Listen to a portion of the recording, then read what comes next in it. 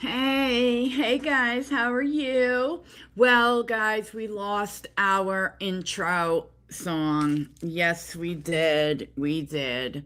So, then I had a backup one. And guess what? I can't use it. So, last night I was about to put a intro together using just like a picture, and the song. And it turns out that thank God I did like a double check, but it was no longer available. It was now copyrighted and it is like on Spotify and all that. So I was like, oh, great. So I went looking and looking and looking for something. So it might take a minute before I find something. I gotta hit the kid. I call him a kid, but he's an adult. But to me, he's a kid. But I gotta hit him up and find out like what happened. See, now I should have been on it, and I was supposed to be on it, but I wasn't on it. I should have had it downloaded onto my archive channel. So I didn't. So here we go with, no intro music. And next time I'll just, sing. Okay. All right. Here comes Jilly Bean. Light, light down the Walmart bacon. Right down. Here comes Jilly Bean. Here comes Jilly Bean. Right down the Walmart bacon aisle. Why don't you record yourself singing all that jazz dressed as Roxy from Chicago and swinging your tassels for the intro? I don't know what to do.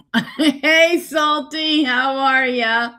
We're just talking about how I no longer have an intro song, and even my backup one is no longer free. So, like uncopyrighted, excuse me, not copyrighted. So, yeah. Oh, thank you. Thank you, Salty. Mm-hmm. Let me make sure. You mean you shared the live, or let me go check. Tassels, tassels. Yeah, so let me. Oh, okay. Thank you so much. That is so nice of you. I appreciate that. I'm sure all the people that hate me like it too. Okay. So, no, really, I do appreciate that a lot. Um, so apparently, like I was kind of surprised how many people had been interested in that Whoa Vicky by the views I got on the first one. Like, was like, whoa, you know? And I'm like thinking, oh my God, what did I say on that one? Which made me like so careful the second time. But I sometimes feel like some people need to remember that this is a stream, not a video, you know. But yeah, I have things that I need to change, on my for myself, for the better. But whatever. Mona, that would be amazing. Mona, I once was going to audition with that song, but I chickened out. Oh my God, what song? Hold on. I think Ola could make a banging intro of things she's clipped if she's feeling, yeah, benevolent. Yeah, she probably could. And I'm sure she's got a clipped file. Um, God knows what's in it. So, yeah, I didn't even share in the, what's her name should be here. Let me, tell anonymous because she was doing something, but I didn't tell her that I what's the word, what am I doing, oh, that I scheduled it. You know what's crazy, guys, is that okay, live started at 4. All right, we got that. All right. So there's just like a couple of things like I wanted to just like talk about real quick before we go into this, okay? But oh, by the way, people, we haven't had any story times. Mm-hmm. Mm. Every time you leave it, it always goes back to the not all messages. Okay. Let me put your comments up. Hold on a second. I have a comment that I took a screenshot of, okay? Dead serious. I took a screenshot of it and everything, and it's from hi Elizabeth, hi Camps, how are you? How are you? Oh, that's right. Elizabeth had won like it's some big carnival prize. A what do you call it? Membership. Um so anywho, um now I forgot what I was saying. That's not shocking, is it? You know what? Oh, that's right. What I wanted to say. You know what's crazy? Playing pickup sticks with your butt cheeks. Oh my God, dude, I do not need to know what you do on the weekend, okay? Hey, B. Walsh, how are you? So, anyway, today I was going to do some stuff that has come out about again what's her name, yay, that's right, tassel it up. Thank you, thank you very much. I almost did this with no Diet Coke. I said, oh my God, no, I can't, I just can't, I can't do it, I can't. I am crazy as hell.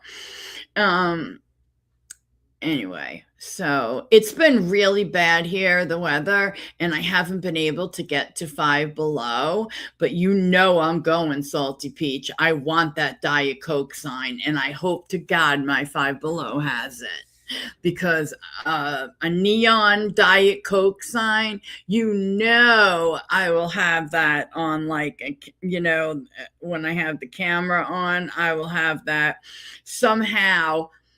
I'll have to use a cord, but it'll be in sight. Driving, but we'll put on tassels when I stop. Oh, fantastic. Or why don't you just put them on now so everyone could see them? Um, Hi, drunk baby. Oh, yeah, junk baby. I was like, oh God, did I call her something wrong? Okay, so yeah, I was gonna do Gypsy Rose Blanchard, some very new, crazy stuff going on.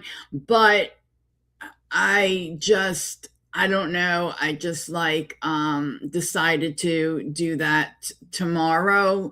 Um, and there was just, I don't know, a feel or whatever. The videos um, of her. You mean those videos? If that's what you mean, I have showed those videos. I haven't shown yet the ones with the panties where she's like laying out her panties and all that. But there is like so much to that. I mean, so much. And I also found out that, you know, you do got to be careful. When you use her with her image. But you know, what really past taking me down, what is she gonna do? You know, she's not gonna get anything. You know what I mean? So whatever. She actually, guys, went into Wikipedia and changed that she was, because it said like the word unalive, or if you get, you know, get my drift. And she didn't like that at all. Then, honey, what were you in jail for? You know? Odd, right?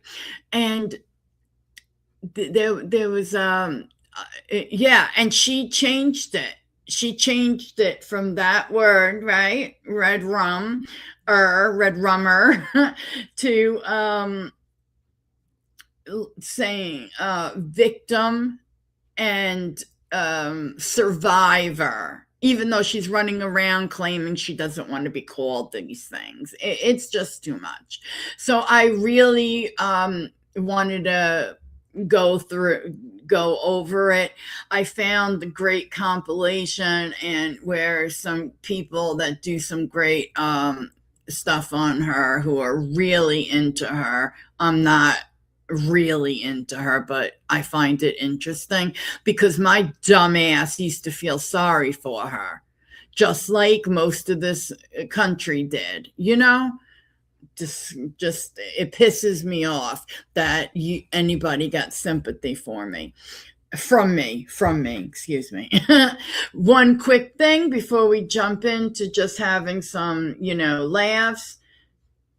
Gypsy is so messy and so cringe, but I love watching coverage of her. She's trying to do so much damage control right now, but it's too little too late as far as I'm concerned.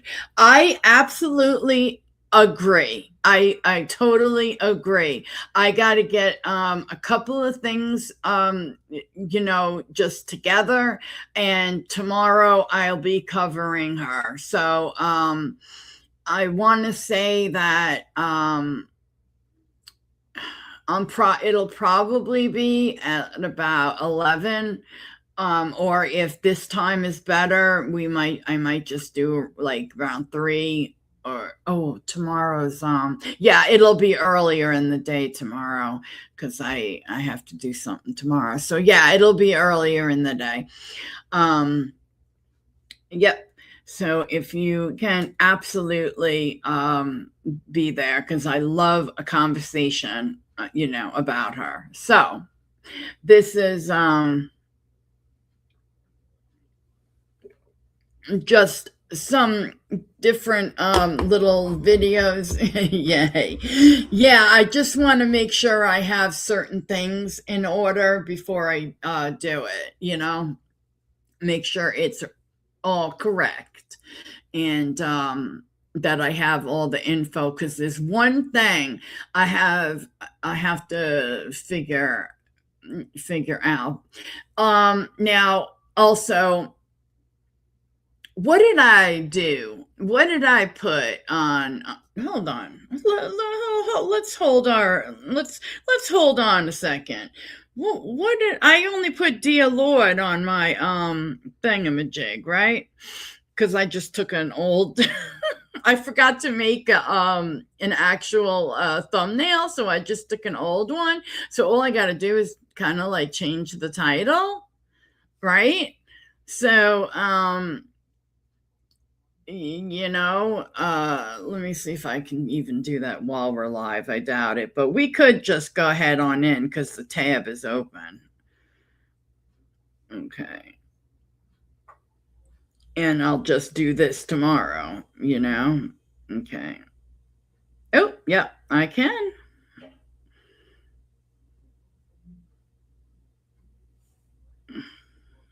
I'm doing it.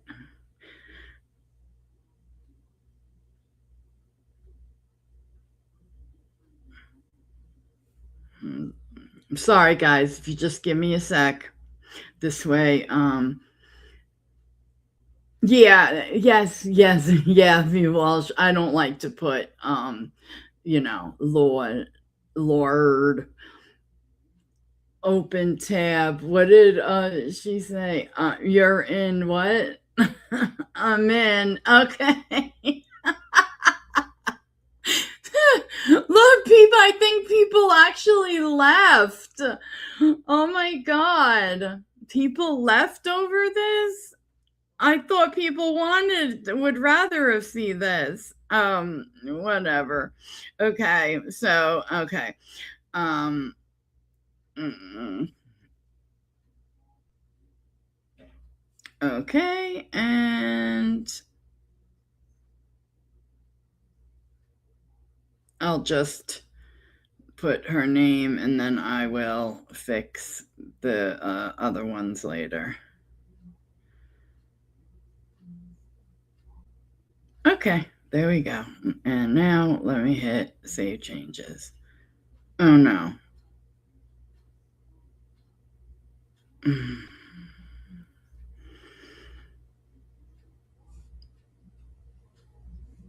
All right, well, it's not gonna let me, so. All right, yeah, it's not gonna let me do it, but you know what? We'll just do it. Yeah, we're just gonna do it, okay, guys? All right. So we'll do it with what I have open here, okay?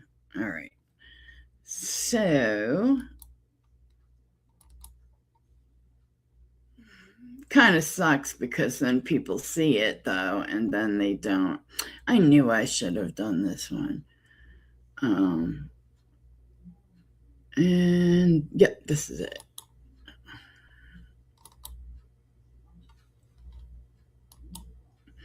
Okay, so this is from Wally Plays. So, and this particular girl, her name is at the bottom. All right. And let's, yeah, okay, I rewound it. Let's go. Newly released in the FOIA documents tell a very different story about what was going on inside of Dee Dee and Gypsy's household. Now, if you look above me, you can see where Dee Dee was searching where children steal rugs from their parents and what are the most often kind of rugs that are stolen. She actually searched it a few times. Then the next search history, a little down the way, goes on to search for therapy. So it seems like she knew Gypsy was stealing from her, and she was trying to find resources to help Gypsy, as in therapy. She searched a few of them, actually. Here's another one. It's called Rural Behavioral Health / Home. That was assuming for Gypsy. Then Dee Dee starts searching Missouri homeless shelters, but not for Dee Dee, for Gypsy. Because right here, it says a youth drop-in center. Now, if you don't know anything about stuff like that, I do. I grew up in a group home whenever I was an adolescent. And a youth drop-in center is for troubled youth or anybody under the age of 21 or 25. They have different kind of programs, but you can go there and go to school if you are underage. They teach you how to get jobs. They, how to do applications, how to live on your own and be independent rather than going to jail. Just another one here, Rare Breed Youth Services. I don't know if y'all remember, but there was a police report made. I tried to find the supplemental report and I can't find it right this second, but there was one made where Dee Dee actually did call the police and she told the police that somebody broke in their home and stole her pain medication. But I'm pretty sure it was Gypsy herself. So that was Dee Dee covering for Gypsy. After that happened, I'm assuming is when all this started, all the search histories, etc. So what was really going on in that home? It seemed to me like Dee Dee was trying to find a way to get Gypsy out of that house. She did not want her there. She was sick. I didn't even mention beforehand, but prior to those search histories, Dee Dee was searching up all sorts of medical terms, such as her diabetes and things like that was wrong with her and how serious it could be. Because Dee Dee knew how ill she was getting. When people get ill like that, they're weak. They don't have the strength to argue. We all know Gypsy was a terror. I'm sure Dee Dee was tired of it all. And then to top it off, Gypsy was stealing from her. Not only that, but her money as well. She didn't want to put her daughter in jail. She covered for her, but she was running out of options. So what happened in between that time? So basically, wow, okay, this is shit that people just did not know. Everybody thought she was such a, what do you call it, like such a innocent victim, all this, and she was far from it. And going back in my head, there were some things that kind of did, like, I in my head I was wondering, like, in some of those videos where she's talking, those messages, I mean, that she was sending, like, to Nicholas, she was in the bathroom. But in other ones, she is sitting out in, like, the living room on a couch because it had to be at home, right? Because she wasn't allowed anywhere else. And I just remember thinking how odd that was, like, and I just put it in the back of my mind. The uh, the pellet gun, that was like horrible because up close, those things can unalive you. God, I hate talking YouTube. Sometimes I find myself saying this stuff in real life, okay? Anyway, so it's just absolutely insane that she would go running after her mom because she's mad, angry. And I truly believe that she like would blackmail her mother, like, okay, well, you got money, we got this house. Like they were grifting together. Okay. But now Dee Dee is being, I don't want to use the how do I say it on here? A abuse word. Okay, but I just said it. There you go. She was being abused. Okay, she was. And because I truly think that she's evil. I honestly believe that some people are born evil and or made that way. And either way, she was evil. She is evil. And there's contradiction. See, this is what I had wanted to bring up, but I didn't. There are some contradictions about the questions about this. People asked Gypsy Rose if, like, when you have a babe, if somebody has a baby, they're always telling everybody how, oh, and then me and so left the hospital. My friends would tell me their stories and whatnot. She never told anybody anything. And then all of a sudden, because she was asked, yes, stupid round eye, absolutely. Drunk baby, absolutely too. Let me pull this up. I guess depending on the rug, but I'd guess most would steal shit they think wouldn't be immediately missed. But you walk into your hallway and you're like, where the fuck? Shut up, Cremona. I wrapped somebody up in it and dumped it into the Hudson. Now be quiet. Keep it up and it'll be you. Oh my God, what a mad bitch I am. All right. So, yeah, I think her mother was definitely getting very, okay. She was getting very frightened of her. But anyway, back to the baby story. She started telling her so-called story of her and, oh, there's no pictures of them together leaving the hospital with their baby. Everybody has one of those, even before cell phones. Plus, it's just weird. But she claimed to have been discharged. Are you ready? At 3 a.m. That's 3 in the morning. Okay. That's the middle of the night. Got it? Okay. Sorry, guys. Drinking hot coffee on my throat. Sorry. So, Mona, I've got a cowhide. I'd be pretty mad. So, that sounds, you think, right? Very unusual. So, like I thought let's play devil's advocate for a minute, right? Maybe she asked to be let out at that time because she didn't want, she had the TV show, she's famous because, she unalived her mother or talked some very vulnerable person into doing so. I wanted to take her by the throat and fling her when I heard her say on a podcast that she absolutely, oh, well, I paid my time. I did my time for what I did. Now he actually did it. So he's going to pay and do his time. I want, oh my God, those Chinese stars I have, one after another. It's like playing darts, right? So, Mona, Don Giuliani is going to make you an offer you can't refuse. I love that. Oh, man.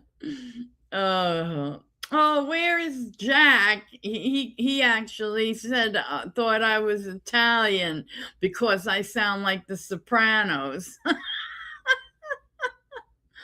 Sounds like Meghan Markle. 2 epidural gave birth in 2 hours. And got 2 epidurals for that?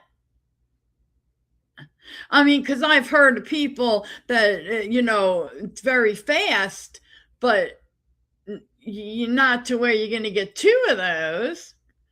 Jill Jollian takes her competition out with concrete Crocs.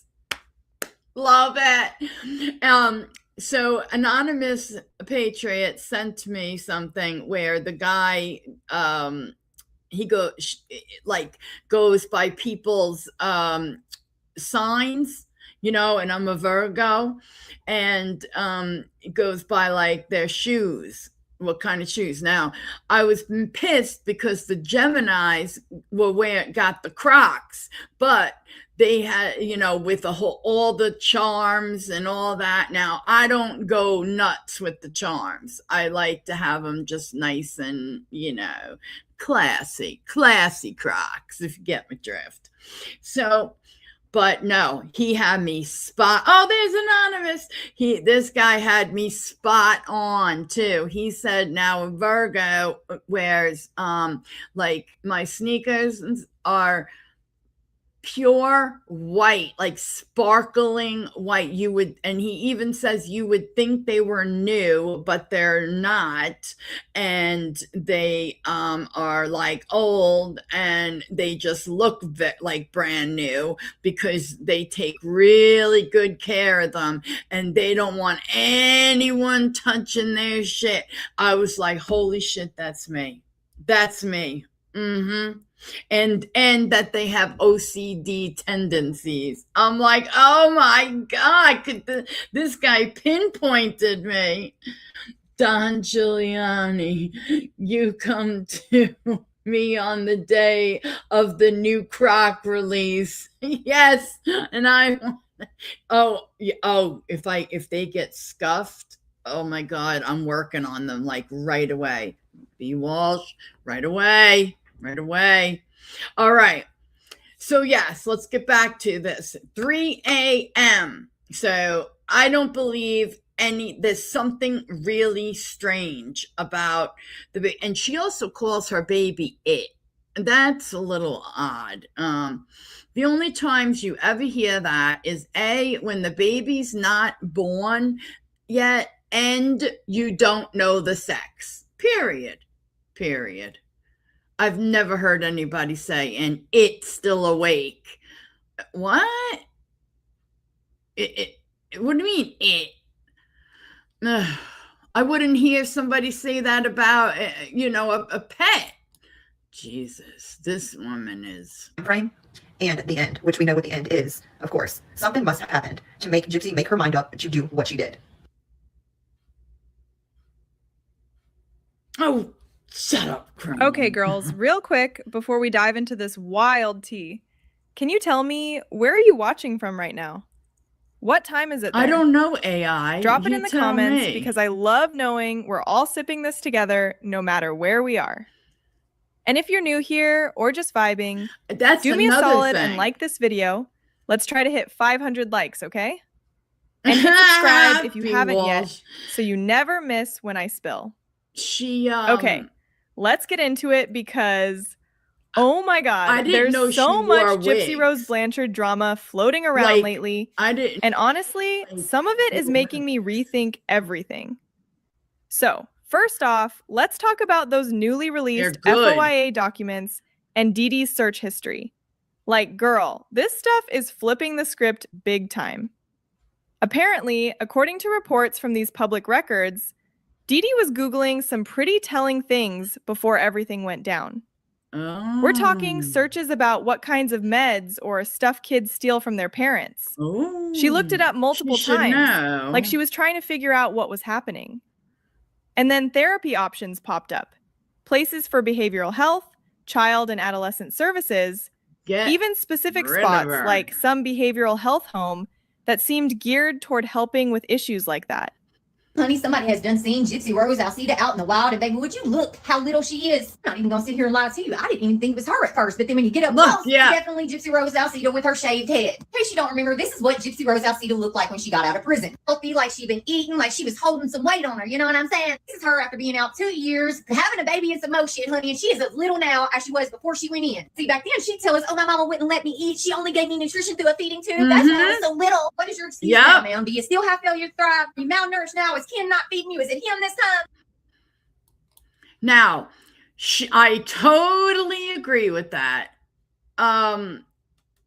You would think this was her back in the day, right? And so it's kind of odd, like, okay, she's out without her wig, okay, or one of her many wigs, okay. I can't believe I didn't know that, but well, whatever. But yeah, she's back to being real thin, and that was her thing. Oh yeah, my mom didn't feed me, the feeding tube, the this, the that, the whatever. No, she just didn't eat because she wanted to have to be very small. She was even in those videos from FOIA that she wanted an hourglass, figure. She was like obsessed. There was something I heard about if anybody who is into this stuff knows, let me know, because apparently she did a TikTok maybe with somebody, one of those stupid men or her dad or somebody, I don't know. And she was obsessive, something about her hourglass figure. I don't know, but she should wear a ball cap. Yeah. Probably not eating properly now. Yeah, because yes, B. Walsh, I do too. I feel very sorry because I don't think she has love for her child the way a mother should. And also yes, it's about control, definitely. She and also, it must have killed her in jail, excuse me, prison. Big difference, prison, because they feed you nothing, and jails too, actually. They feed starch, nothing but starches, so. So what I think it is? I think it is Gypsy Rose Alcida who puts certain restrictions on the things she eats. I think it is her who doesn't like to intake all the nutrition she needs to keep weight on her mother freaking butt. Gypsy Rose has always been obsessed with her damn figure, even in the damn emails and videos that you see her doing with Nick. She's obsessed with her body shape and the fact she has an hourglass figure. Not like a pear, but like an hourglass.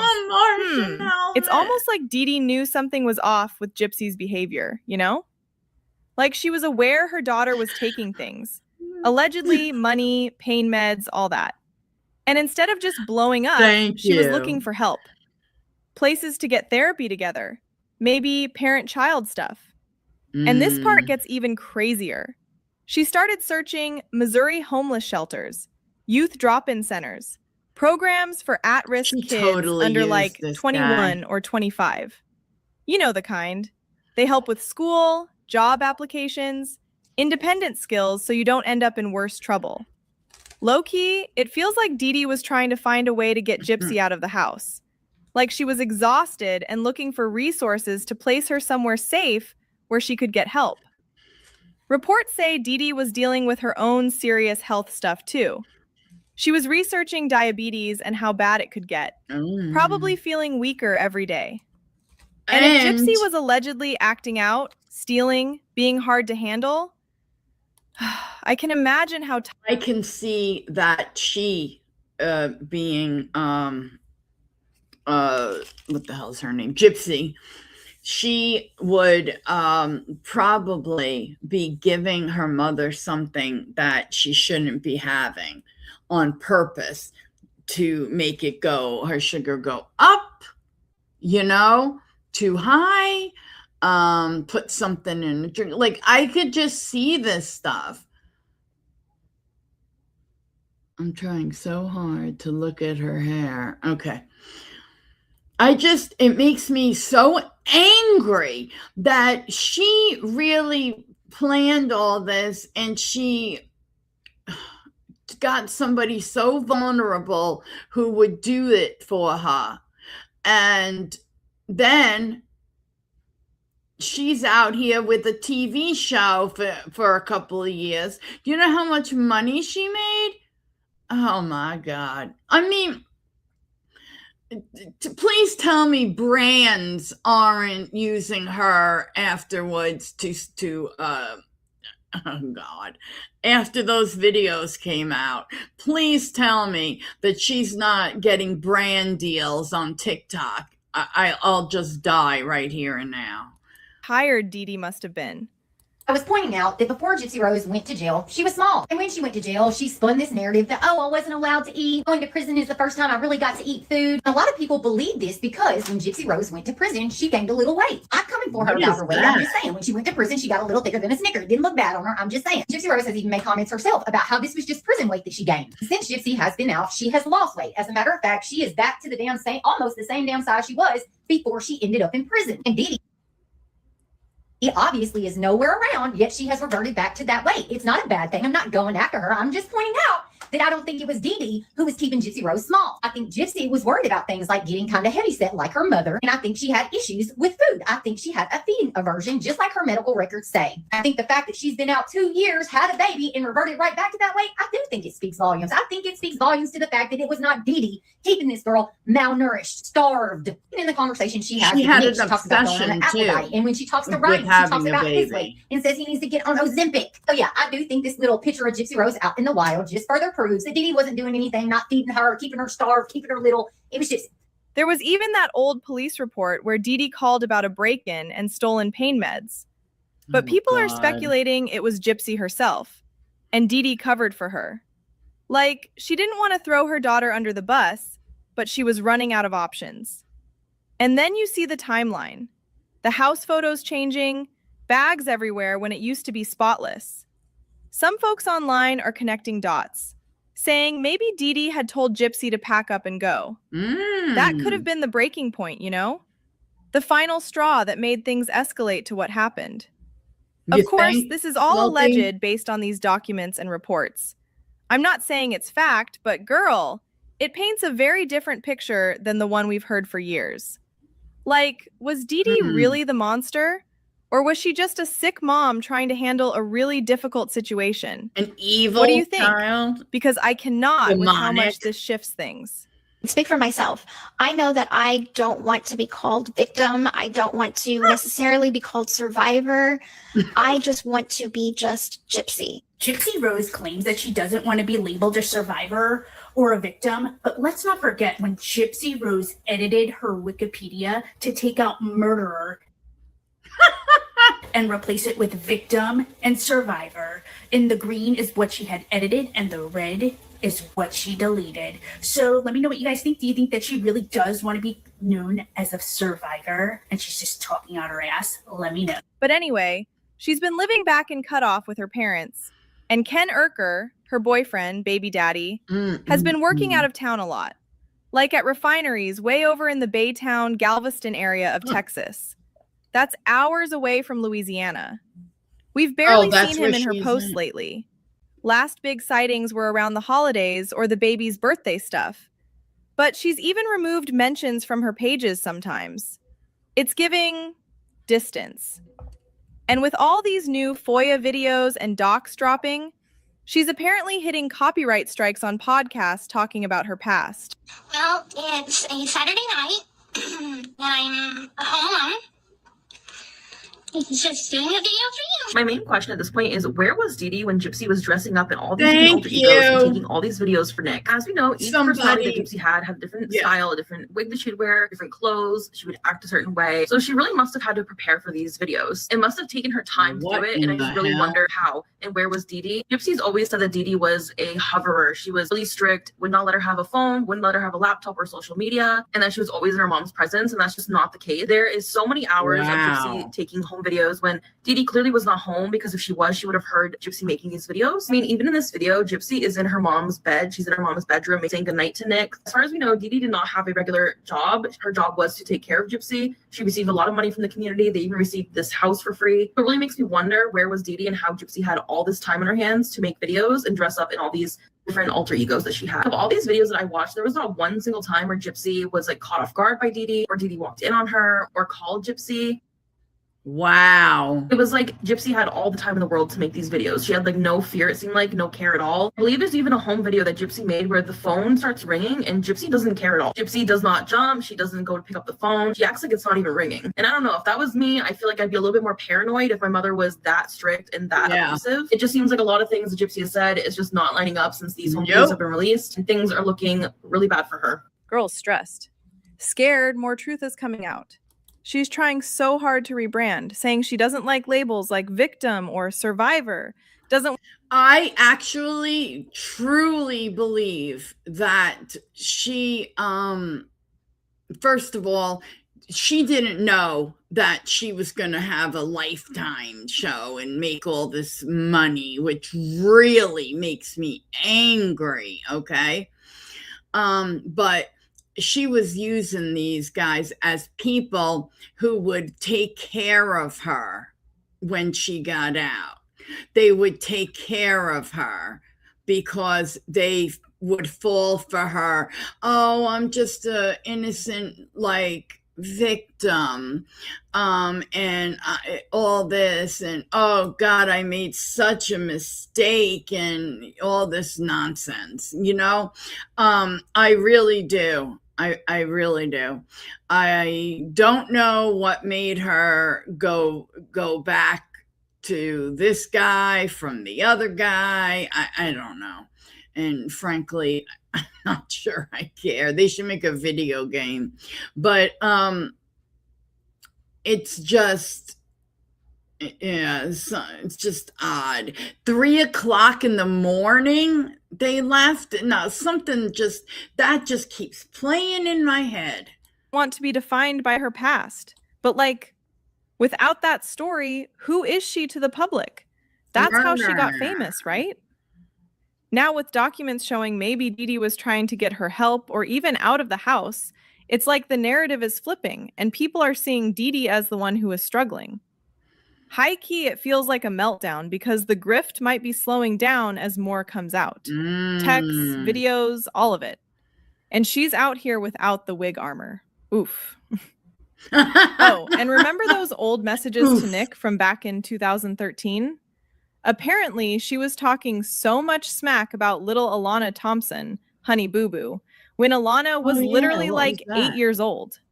Calling the show sickening, saying the kid talks like a grown man, needs manners, all that. Gypsy was in her 20s. And then fast forward, Mama June was so sweet when Gypsy got out, giving advice, plugging her book, offering help like keep your circle tight. I wonder if June would have done that knowing how Gypsy talked about her baby girl back then. Jealousy. Wild, right? Gypsy Rose Blanchard is not rehabilitated, and as of last month, was caught in her comment sections taking advantage of yet another disabled man. December 8th of 2025, Gypsy Rose Blanchard posted this side-by-side comparison of her with brown hair and her in the new wig. And then creators noticed that she was chatting it up with a man named Joe Velasquez in the comment section. Gypsy captioned the post, "I like being brunette more." And Joe responds, "You're so pretty as both." Gypsy replied, "Thank you, Joe." I Then love Joe the says, voice. "My pleasure, Gypsy. I'd like to get a call from you again. I hope you like your Christmas present I sent you in Aurora. Your gift is somewhat akin to." So obviously people caught wind of this and they were like, "Who the hell is Joe?" I found on Reddit some people were digging into more comments left from Joe, and I found this one from August 3rd where Joe was like, "I got her that Harry Potter onesie. I'm so glad she likes it. I hope Aurora wears it." Lord. This was before the P.O. box, right? Real talk, that was mean. And then there's Ryan Anderson, her ex-husband. He was on live with Perez Hilton spilling that he knew the real Gypsy, I saw not that. the personas. But girl, they only lived together like 2 months before things went sideways with cheating allegations and all. Me too, Salty. Most of it was long distance phone stuff. I don't know if anyone truly knows the real her. She had so many sides, even in those old videos where she's in costumes and wigs playing characters. It's giving layers upon layers. She might be mathing herself. I don't know, just a hunch. Dude, I hope not. She's got a young child. I do know that her mathing friend was leaving her house when she got arrested. So Ryan told Perez that he was going to throw Gypsy under the bus, but then he proceeded to tell him that Methany was leaving Gypsy's house. Gypsy told the world about Ryan's addictions. I guess it's only right that Ryan told Perez about Methany leaving Gypsy's house. told me that it was prison weight. That's what she told me. And you know, man, I can only speculate. You know what I mean? Like, because with me, that wasn't involved. You know what I mean? So like, I can only speculate. I want to give her the benefit of the doubt. I really do. I really do. But I don't know. I know. You know what I mean? Like, I know. I know Ken has had issue with stuff like that before, especially when he challenged me to a boxing match. He was clearly on something. Clearly. Exactly. Like, it was obvious. Everybody watching. It was obvious. And I even told her that when I talked to her once. I was like, this is obvious. That was after you and her split. Yeah. He challenged me to a boxing match, like out of nowhere. Like, thought, and he's like, let's do it for views. And I'm like, dude, I don't need the views. I guess you do. I don't need them. In my opinion, it very well may be. I mean, if you look at her documentaries when she was in prison and after prison, she looks completely different and much more healthier, in my opinion, than she does now. She seems a little chaotic and erratic now. But let me know what you think. Do you think that Ryan may be right that Gypsy Rose could be smoking meth? Let me know. So let's talk about Rod Blanchard, Gypsy's dad, and how his tune seems to have shifted over the years. Yes, it has. Back in like 2018, there was this Fox News interview where he basically said his ex-wife Dee Dee asked for what she got because she was a bad mom, manipulating and all that. He was standing by Gypsy hard, like defending her side of the abuse story. But fast forward to now, with more docs and FOIAs dropping, some people are pointing out how Rod's comments in certain interviews sound like he's, maybe throwing shade Gypsy's way more? Exactly. Like, there's this clip floating around where he's talking about the situation, and it feels like he's acknowledging that Gypsy had to be involved somehow, you know? It's giving push to the limit vibes, where someone could snap if they're backed into a corner. We all know that Gypsy Rose Blanchard is a planner, per her own words. And what was she doing just 11-ish days before the crime? She was Googling, what do you need when moving out of state, moving tips, the village of Big Bend, Wisconsin. She was literally Googling everything other than how to call 911 or how to get out of a house without having to unalive somebody. But that's not the only thing she was doing. We're going to discuss her before actions and her after actions. Additionally, she went and she was deleting entire message threads. Not just one conversation either. Multiple conversations. Now let's go look and see what she was doing before they got arrested. But girl, he also said stuff like he'd never think of hurting his own mom, no matter how mad he got. It's complicated.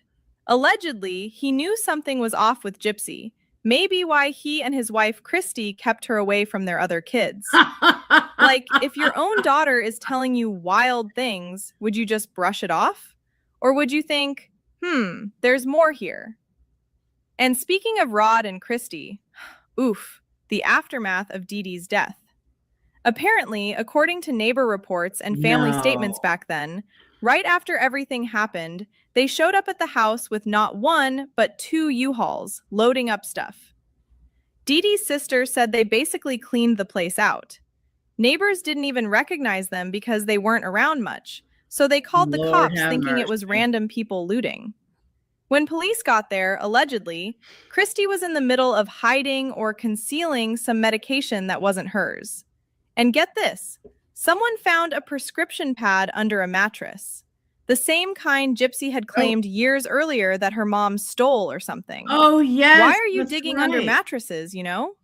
Now, we are all aware of this status, which made it easier for the police to locate them, where Gypsy went on her mother's Facebook page and posted, "That bitch is dead." And then 11 minutes later, she went and... I know exactly why they were going under mattresses when they went there to the house, because down deep, they didn't trust her. They really wanted to, and they were afraid that if they left certain things behind, that other people would find it. And let's just say at that point, she hadn't been, she hadn't pled out at that point. And it would be very bad for her. So, of course, they went, they took stuff out, but they also cleaned the scene, if you get my drift, like anything that would make her look bad. That's what I think, anyway.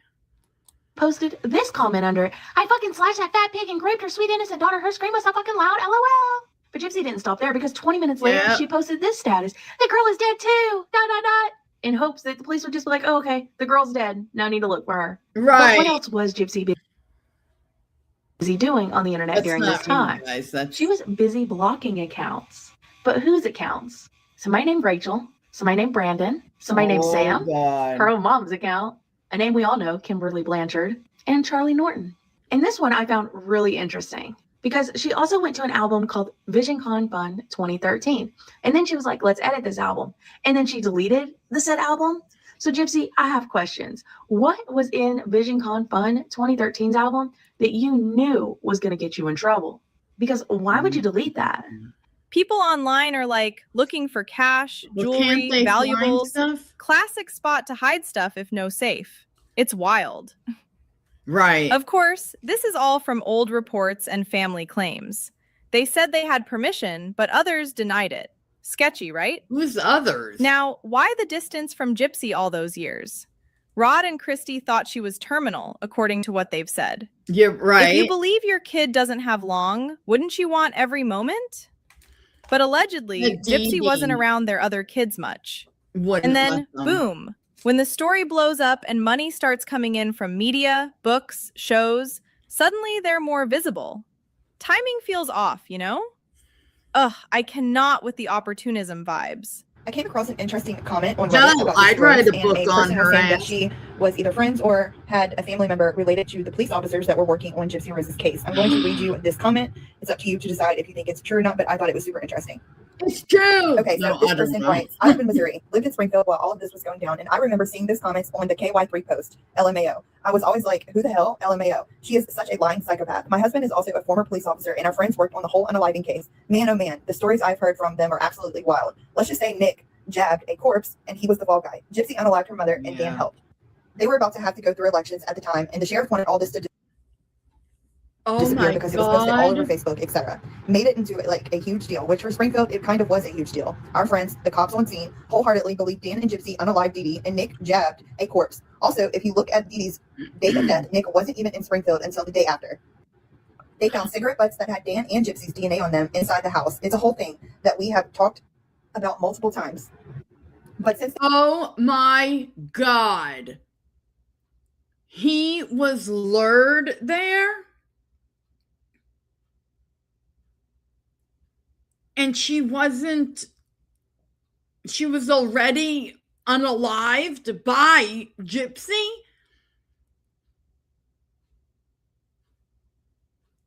Oh shit. But they didn't have I don't know. Maybe they just didn't the prosecuting side just didn't know what to I don't even know what to say right now. Woo! They want it to be over with. They let Nick take the fall. I know a few of you have tried or have debunked the whole June 9th and June 10th thing because it was going into June 10th late at night. But on the actual autopsy and the time of death, it does say June 10th, in fact. Okay, but let's get to Dee Dee's side, because those search histories we talked about before, they keep painting her as this mom who was terrified and trying everything. Reports from the newly released stuff show her looking up kids stealing meds from parents multiple times, probably because she suspected Gypsy was taking her pain stuff. Then therapy places, behavioral health homes, specialized services for kids with issues, even homeless shelters and youth drop-in centers in Missouri. Like, she was researching ways to get Gypsy help or even out of the house. Maybe because things were escalating and she felt unsafe. She was younger. And girl, why unsafe? There's this old incident from around 2011 where Gypsy allegedly shot Dee Dee multiple times with a BB gun, like 9 or 10 shots, thinking it was real at first. Dee Dee ended up in the hospital getting pellets removed. She told people it was a robbery, but reports say Dee Dee was scared after that, walking on eggshells in her own home. Her last words were allegedly, "Please don't hurt me." That hits different when you think she knew what her daughter was capable of. Oh my God. That's Audrey, honey, because she went all through Gypsy Rose's mother's search history. Well, there's some very interesting little things. Let's get into it. First off, Dee Dee was looking up things like drugs that kids steal often from their parents. We know Gypsy Rose was robbing Dee Dee for money, for pain medicine. It looks like Dee Dee looked this up twice. So it seems Dee Dee was looking like online to figure out what she was supposed to do about Gypsy stealing her meds. She also looked up Greene County Police Department. She was also looking up like mental health therapy agencies, child and adolescent services, parent, child. Looks like she was trying to look into some kind of like therapy they could do together. She also looked up specialized services for the developmentally delayed, and she looked up a place called Burrell, which is a behavioral health facility, okay? Then there's this creepy old video footage from before everything. Gypsy talking about her evil streak, role-playing as some dark alter ego like Bella or Ruby, saying stuff like she could torture someone, doesn't feel sorry when in trouble, willing to do anything, including murder, rape, beating people up, threatening to kill any girl who tries to get with Nick, with blood and gore. Well, that's like love. Scratching as her signature. Honey, that's chilling. She says she's the evil side of herself, matching with someone brutal. There goes. And this is the mind we're talking about walking free now? Reports say she hasn't changed. Or at least that's what some people think watching the old clips. When we look at all this, it really looks like Dee Dee was looking for places to take Gypsy. Like she was trying to get Gypsy help. She was clearly aware of Gypsy Rose's behavioral issues, honey. But the searches did not stop there. She continued to look up things like Missouri homeless shelters, homeless directory, rare breed youth drop-off center, which is a facility for youth, at-risk youth between the ages of like 13 and 24. This place actually provides rapid access to community services as well as homeless at-risk youth. In my opinion, it really looks like Dee Dee was looking to get rid of Gypsy, to put her in a homeless shelter or something. She couldn't deal with her anymore. Dee Dee was having her own health shit going on, and Gypsy was wilding out. That whole story that Gypsy and Nick supposedly came up with, oh, my mommy kicked me out, I'm starting to believe she really did. I've even started to wonder if all the bags you see laying around the living room area in Dee Dee and Gypsy's house were really where Gypsy was having to bag her shit up because her mom wanted her out. Another reason I wonder that is because everybody always said what a good housekeeper Dee Dee was. And if you look at pictures before the crime, the house was always clean. But around the time of the crime, no. Bags of clothes everywhere. Again, I want to give Audrey her flowers for finding this, honey. She is on it. She's connecting the hell out them guys, baby. In my opinion, Dee Dee had let Gypsy know that she was ready to get up that damn house. Sign on straw for Gypsy. No surgery on her neck that caused it. The text messages show she went to church and then 2 hours later told Nick, I'm 1,000% in, honey. I don't know, honey. That's just my opinion for entertainment purposes only. But let me know what you think in the comments. And don't forget to head over to Audrey's page at Chicken Nugget Life, honey. Give her some love and some flowers because, baby, she is on it. She is working it. This ain't all alleged. That was Gypsy Rose's mama's search history right there. You know she did that shit. I really hope this is all alleged from old videos and interviews. Gypsy said she was manipulated, abused, whatever. But girl, when you stack it up with Dee Dee being afraid, searching for help, covering for thefts, it flips the narrative. So listen, If you thought the Gypsy story was wrapped up nice and neat after prison, parole, baby, all that, think again. The real mess isn't just the past anymore. It's how she's handling everything resurfacing now. Those FOIA videos, messages, docs, hundreds of them, are dropping like bombs, showing sides that don't match the sweet survivor narrative we've heard for years. And instead of like stepping back or owning any contradictions, she's launching a podcast talking faith, God, healing, and saying she's done explaining herself or her past. I personally don't like labels. I never have, and I don't think I ever will. As someone who has labeled many things on the internet, I just feel like the terms survivor and victim are both pointing arrows to the abuse that they experienced. Because so often, I can speak for myself, I know that I don't want to be called victim. I don't want to necessarily be called survivor. I just want to be just Gypsy. I want to be loved, seen, and heard for who I am, and not have my past define who I am today. Really? Like, in this clip that's everywhere, she straight up says, "The fact is, no one needs access to my thoughts, my emotions, or my healing." And she's putting it all in God's hands, letting go of what she can't control. Okay, but wait. If she really meant that, wouldn't she log off? Go quiet? Focus on her baby Aurora? Her life in cutoff? You mean it? But no. She's hosting a whole podcast series about facing challenges, finding her voice, rising beyond survival. God help us. She's sharing her thoughts, feelings, healing journey with Bible references, church vibes, the whole spiritual glow up. It's like selective boundaries, you know? She'll talk nonstop about the soft, reflective parts that make her look redeemed and peaceful, but the messy stuff, the old videos, the lies, the contradictions, that's off limits now. Okay, guys, so Gypsy Rose Blanchard has been busted talking mad crap about Honey Boo Boo, Alana Thompson. And the shocker is, and we're going to look at what she said in a minute. I'm going to show you guys the messages to Nicholas where she was talking mad crap about Alana. But the kicker is, Alana was like 8 years old. It was during the time of Here Comes Honey Boo Boo back in 2013. Alana was like 8. I think she was about to be 9 or she was about to be 8. I don't remember. But Gypsy was like 22, 23. And in a message to her then boyfriend, Nicholas, she said some really mean things about Alana. And what's even more ridiculous is that when Gypsy got out of prison, Mama June put out a public display of affection. I don't even know. She published it's now. Okay, guys, so Gypsy Rose Blanchard has been busted talking mad crap about Honey Boo Boo, Alana Thompson. And the shocker is, and we're going to look at what she said in a minute. I'm going to show you guys the messages to Nicholas where she was talking mad crap about Alana. But the kicker is, Alana was like 8 years old. It was during the time of Here Comes Honey Boo Boo back in 2013. Alana was like 8. I think she was about to be 9 or she was about to be 8. I don't remember. But Gypsy was like 22, 23. Okay. Look. Do you see that makeup? Right? I think, now I could be wrong here, but I think that she maybe told Nicholas that her mother gives her bruises and stuff. Because why would you have that? Like, does that make sense to anybody? They didn't have any contact with his other daughter either.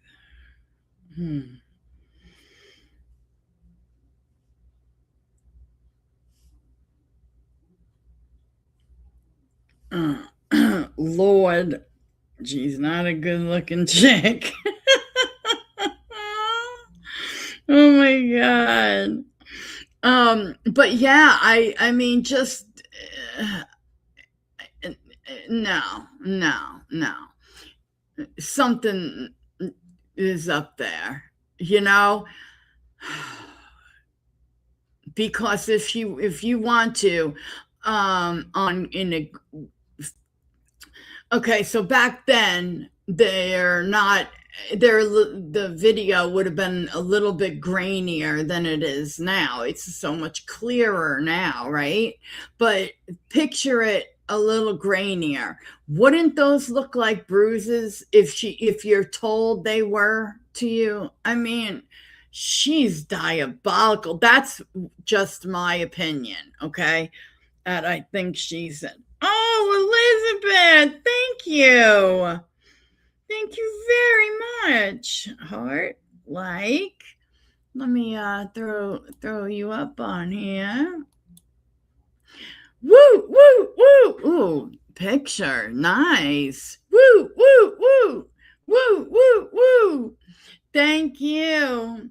And if anybody like Olap tries to tell you that what's her name? Lucinda that I stole woot woot from Lucinda. No, I've been woot wooing long before Lucinda. Anyway, thank you so very much. I appreciate you. I really do. I appreciate you coming, comments, and everything. So any support for this channel is very well appreciated. Thank you. That was very nice of her. And now you guys get a story time, and it's sponsored by Elizabeth. Okay, so at the end it's true. It's true. Jill has been wooting for years.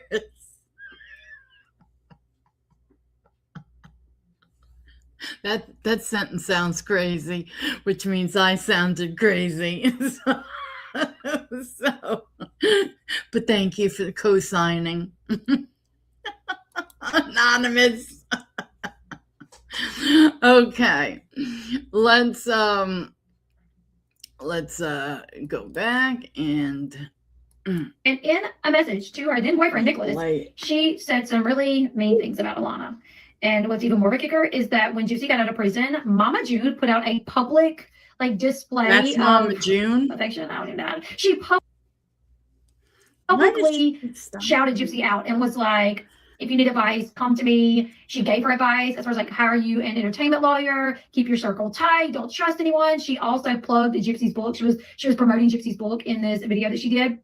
But I wonder if she would have done that, if she would have known how Gypsy really felt about Alana. So let's go ahead, let's look at the messages. Right. So this is a Facebook message. It was posted or sent to Nicholas on July 25th, 2013. It says, watching Here Comes Honey Boo Boo makes me want to hurl. It's sickening. It's not privacy, bestie. It's curated silence. Oh my God. I want attention, just without the accountability. And this timing? Oof. Right as those disturbing clips from Into the Weeds start blowing up. Videos she allegedly sent to Nick back in the day, full of dark fantasies, role-playing, all that. Suddenly, it's new year, new me, spiritual. I bet you she never thought these videos were going to see the light of day. Well, I truly believe that this is why Lifetime chose not to re-up. I was reading on it, and they had said that, towards the end, Lifetime quoted that they aren't going to do it because, oh my God, thank you. That's a rude pic to use. It is.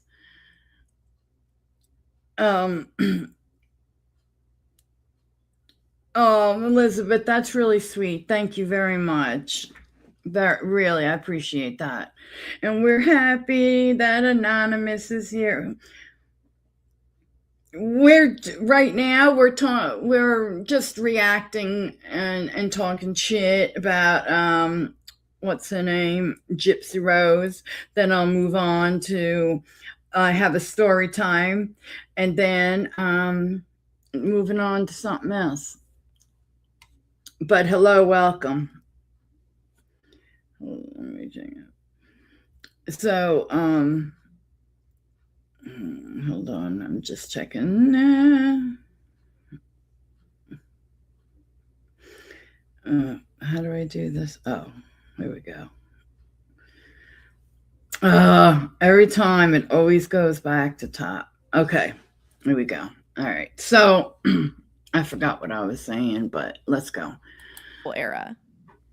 People online are calling it spiritual bypass. That's it. Lifetime had said all of a sudden that they chose, oh no, we were just going to do, her time on probation, that's all. Bullshit.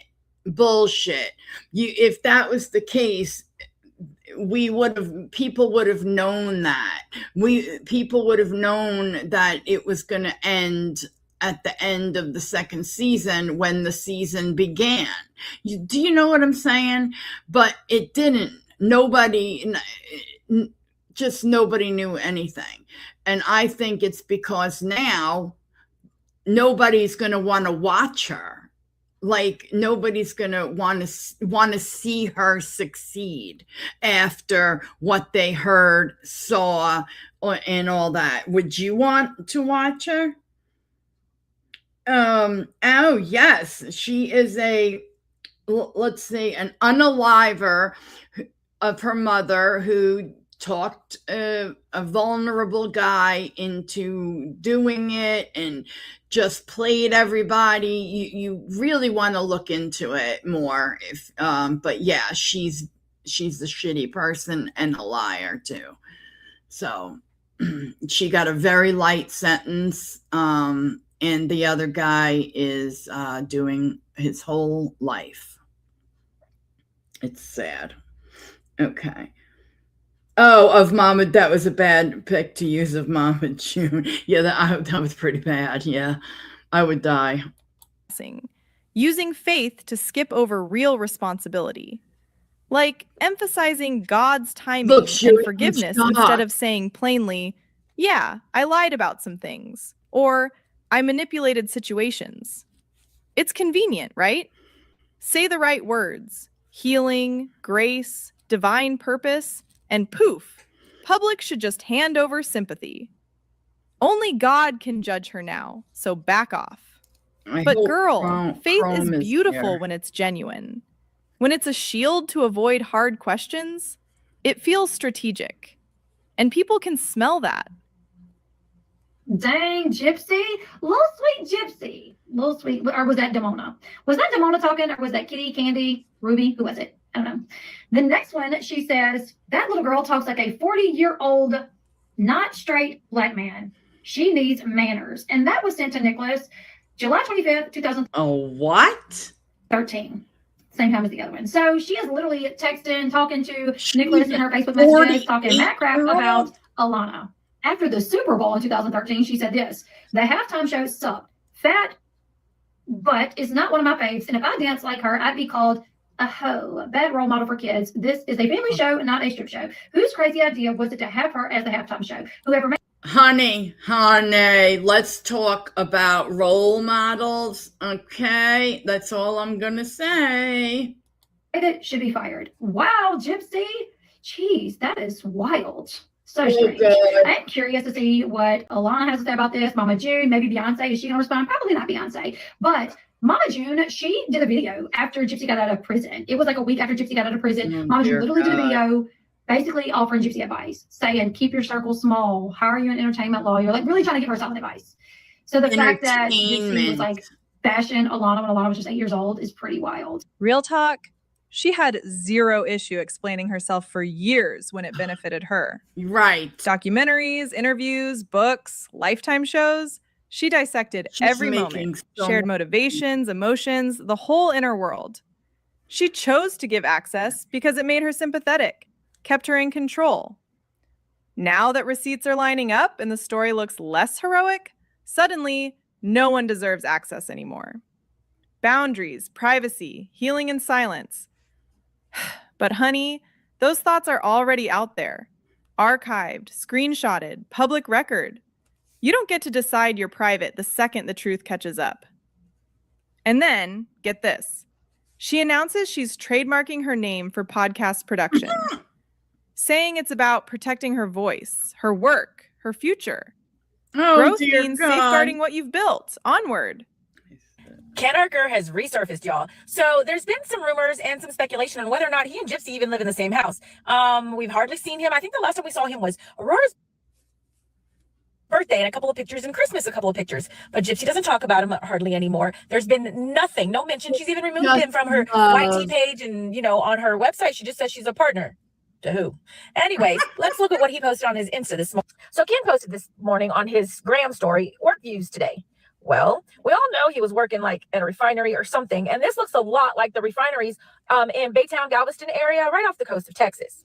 Now, of course, that's just on me and what I know of the Texas coast, because that's where I'm from. But if our theory is right, Baytown that area is nowhere near Cut Off, Louisiana, which we know is where she's staying. And I'm not going to say addresses or anything, but supposedly, and I haven't verified this, but supposedly on her trademark application, she listed Christy's address, which is in Cutoff.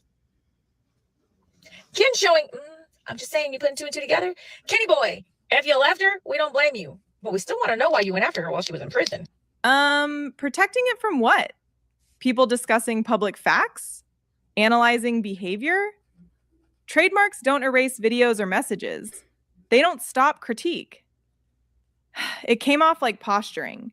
Look official, untouchable. Maybe scare folks into backing off. But paperwork isn't honesty. Legal stuff isn't growth. Growth is uncomfortable. Admitting contradictions. Saying, I said things that weren't true. We haven't seen that yet. Speaking of contradictions, those old Facebook messages from 2015 under her secret Emma Rose account. Allegedly, she commented on a story about a 13-year-old girl who ran away with a much older man. Hannah, who was found safe but had met him online. Oh, no. There is a story of a 13-year-old child, female, that was apparently kidnapped by the means of going on social media, meeting an older man, and Gypsy Rose tries to find a way to justify it, and victim blames the victim. Let me show you what she wrote on this, I think, Facebook post about 10 years ago and this case that she's referring to. It's quite disgusting. So as you can see at the very top, there's a link that says girls kidnapping should be a warning for parents about social media. And then underneath is where Emma Rose, aka Gypsy Rose, writes over 10 years ago, or 10 years ago today. She writes, I'm happy I'm not the only one who thinks this girl is in the wrong as well. She's as much to blame as that sick pervert. 13, 16, still underage. Disgusting. I think that's what she meant. She spelled it wrong. This girl wanted what she got. She ran away to be with him. She's looking at this man as her Prince Charming, even though he is old enough to be her grandfather. She's obviously needs professional help. She's a lying, manipulating little SLUT. Instead of worry for the kid or anger at the adult, let's see if we can get Gypsy allegedly went hard, calling the girl manipulative, disgusting, as much to blame as the man, saying she wanted what she got, needed help. A lying, manipulating little, blaming the child. Full judgment, no empathy. But wait, Gypsy herself admitted to planning. Okay, well, I'm going to do the story time, okay? This way, I wish that, oh God, this is bright. Hold on. Lower something. Okay. Yeah, I wish that Mona was here. She's always good for a story time. You here, Anonymous, still? Anonymous. Yeah, Anonymous is probably still here. She'll always stay when she's leaving. Okay. So this story time is sponsored by Elizabeth RN. I'm not sure if that means right the fuck now or like RN as in a nurse. But I'm going with right the fuck now. All right? Okay. I can take these off for a minute. Okay. Okay. Now, I know you got... Now, I don't need to go into the disclaimer of, this was a while ago. I don't do these wild things. I figured she was a nurse. Is she still here? Oh, there she is. That's what I thought it meant. I was just messing with you, Elizabeth. Okay, so, okay. Sorry, I'm putting chapstick on. All right. So, my little disclaimer, blah, blah, blah. I don't like this, blah, blah, blah. Okay. All right. So, I was in a different neighborhood. Okay. It was I was in Queens, you know, so the houses were different than like where I lived in you know, Brooklyn. It was just totally different architecture. And the houses, if you know, she's probably gone, B. Walsh, but I think she would know too. The houses are very close together. All right. And I was so I was with this guy and we had been drinking and we got up on like a roof of, I believe, I want to say it was like a garage. Okay. So, we climb up there and we're drinking. And then, of course, one thing led to another. And the next thing I know, we're having, I don't even know if I'm allowed to say this. So, I'm just going to say X with an S, okay, on the roof, late at night. So what I didn't realize is that, you know, being inebriated as I was, you know, how like close we were to, you know, open. It was like that kind of weather where people's windows are open and everything. They can, you know, hear you whispering. All right. And I was moaning and making all kinds of sounds, right? Saying, I'm always so afraid somebody's gonna like, I'm trying not to be too, you know, let's see. And you know, saying things about doing something that's harder. Okay. All right. You with me here, guys? You picking up what I'm throwing down? All right. So, let me put this on here so I could see better the comments. All right. So, I was buzzing and I TMI. She's like, I didn't sign up for all this. I love you, Elizabeth. That's so funny. So I you know, I was buzzing and it was done. And I stood up, guys, on, oh God, what are those things called? Like, they're on roofs and they're like almost like sandpaper. Now we had like a blanket thing, like a comforter literally on this roof. Okay. So anyway, I'm standing up and, you know, I'm drunk, you know, singing. No, not a gutter. Something. I wasn't in a gutter. No. It was like stuff you put on a roof, like I don't know what they're called. It's killing me. Does anybody know? I know. She said gutter. I'm never gonna get past this. And you all know it too. It's like I just can't think of shingles, something like that. Yeah, it's something like that. Okay. So anyway, gutter. I'm not a gutter girl. I'm a shingle girl. So I stood up, no clothes on. Okay. You know, I looked good back then. So I'm standing up for all of Queens and whatnot to see. All right. So I'm like kind of, I don't want to say I'm like dancing, but like I'm no, I don't have shingles. How lucky I am. I was kind of like dancing a little bit, taking like a couple of sips of whatever. Oh God, here he is, right in time for story time. So you know, taking the last couple of sips, or no, I don't remember, but I was sipping, you know, and that had my head going back, right? So I'm like, kind of, I don't want to say like full on dance, but like I'm just like kind of dancing around, you know. And then the next thing I know, shut up, Ronnie.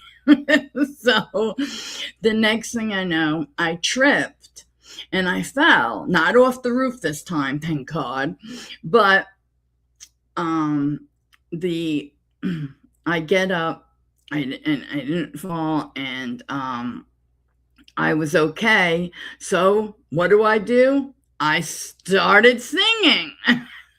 And with that, the neighbors who had been watching and listening to everything, the whole damn show, they were clapping and doing my woot woot, like, you know. And one person did, like, I don't know how to do that, but like that whistle that people can do with like 2 fingers or whatever. I can't do that. I can't even whistle. Yeah, something like that was going on. And I was and I was, oh well, before I fell, I was you know, saying stuff about this guy's, you know, genitalia, if you will. So now his neighbors know how, you know, how it is, you know, in case they wanted to sample it. I don't know. So, you know, it was, and now when I thought about this the next day, I was like, oh my God, how fucking embarrassing, Jill.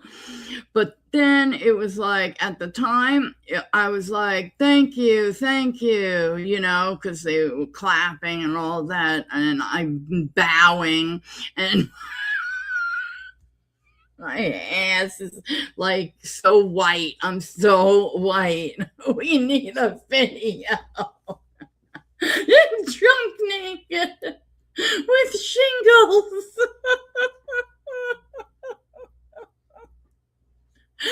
Okay, since I don't have that little song anymore, I'm gonna have a picture until I find another one. I'm gonna use a picture of like shingles from the roof. I'll get it like off of Google or something. Jill is an entertainer. Why, thank you. Thank you very much. You guys kill me.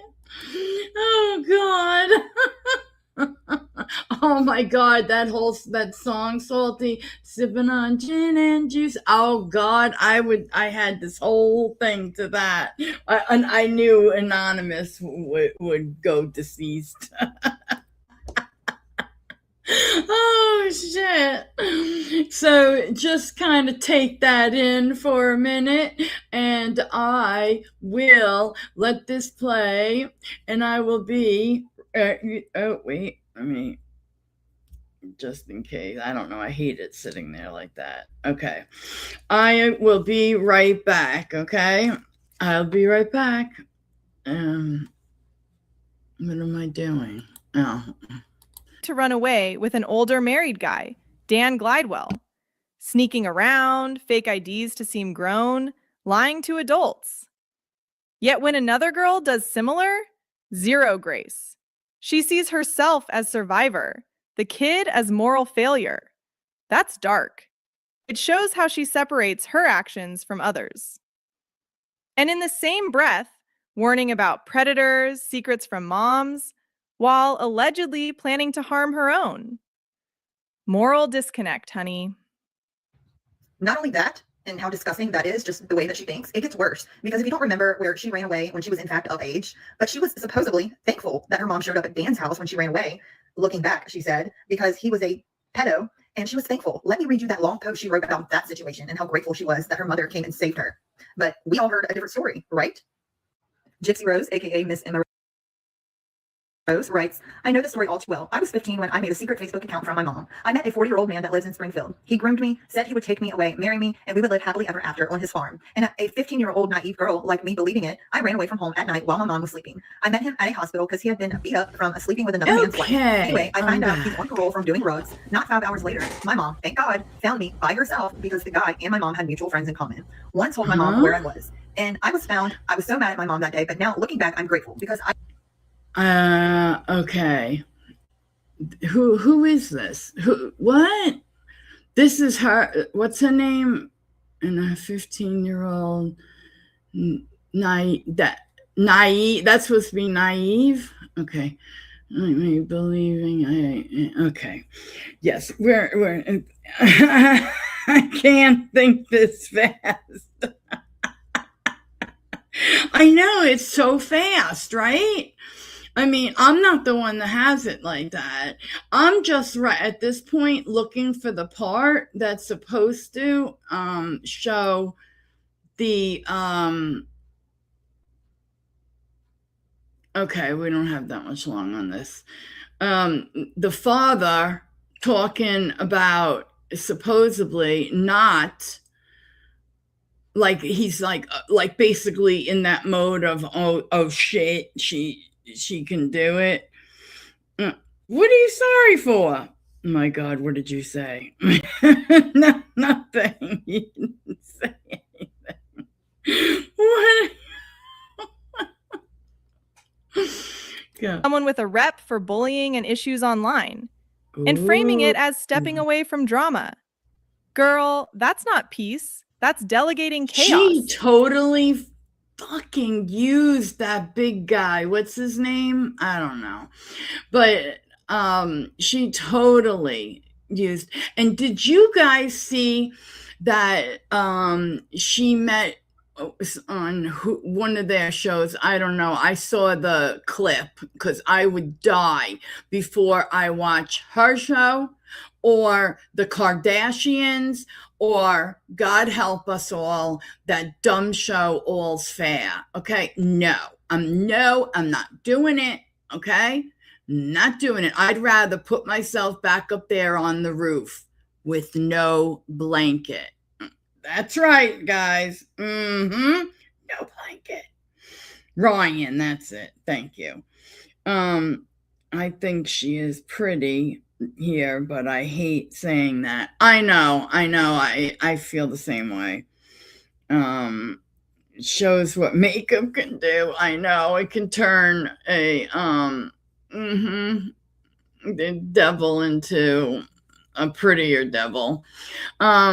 Also, she had a fatter face here too. You know, I don't ever understand why people get the buccal fat taken out. I will never understand it because I think the more facial fat you have, the better, the more young you look. Like, why would you take that out? And my God, what is with that awful photo they keep putting up of Kelly Osbourne? She literally, and I love her, and I, you know, I'm not like, I cried when Ozzy died. I cried a lot for a while. Every time I heard an Ozzy song in my playlist, right? And I have to say, she looks so bad. Oh my God. Am I wrong? Kelly. Yeah, I love Kelly.